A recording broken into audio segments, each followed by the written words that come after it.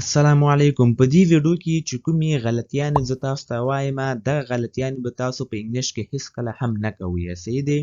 نو دغه غلطیانې پرېږدئ او خپله انګلیش نوره هم صحیح کړئ. او ملګرو د داسې نورو ویډیوګانو لپاره زموږ چینل د سره سبسکرایب کړئ. نو ملګرو ویډیو شروع کوو. ملګرو زموږ لومړنۍ غلطي دا دی چې اکثره خلک یې کوي، لکه موږ وایو که نه چې I am cutting my hair. دا غلط دی، مطلب زه خپل ویښتان کمومه. صحیح دی؟ نو دا موږ څنګه وایو I am cutting my hair، چې دا بالکل غلط دی. تاسو به څه وایه؟ تاسو به دا وایه چې I am having my hair cut. I am having my hair cut. دې مطلب دا دی چې زه خپل ویښتان کمومه. صحیح دی؟ نو له دې نه وروسته به تاسو دغسې وایئ.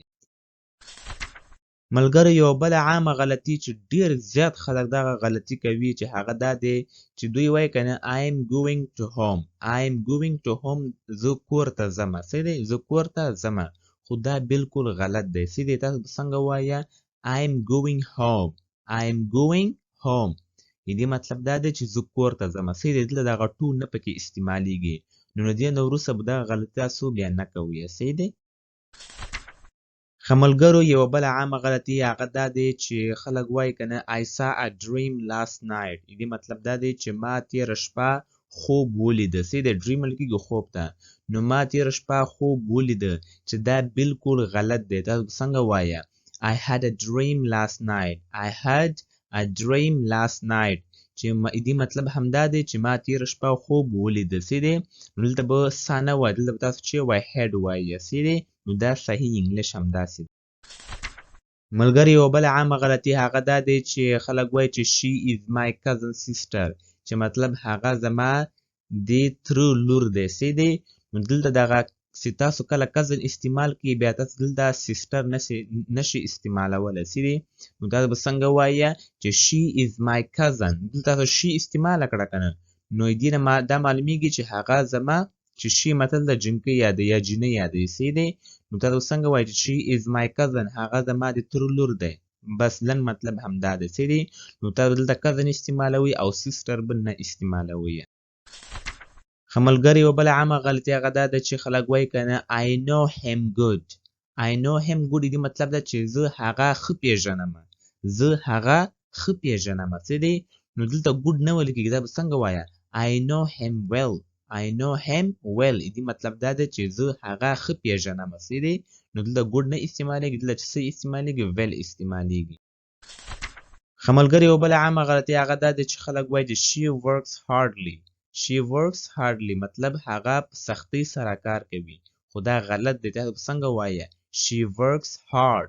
hardly نه راځي. صحیح دی؟ hardly به تاسو هیڅکله هم نه وایه. نو څنګه به وایه چې she works hard مطلب هغه سخت کار کوي. صحیح دی؟ ښه ملګرو یوه بله عامه غلطي هغه دا دی چې زیاتره خلک داسې وایي که چې every children need love. Every children need love مطلب خو دا ده چې هر ماشوم مینې ته ضرورت لري. صحیح دی؟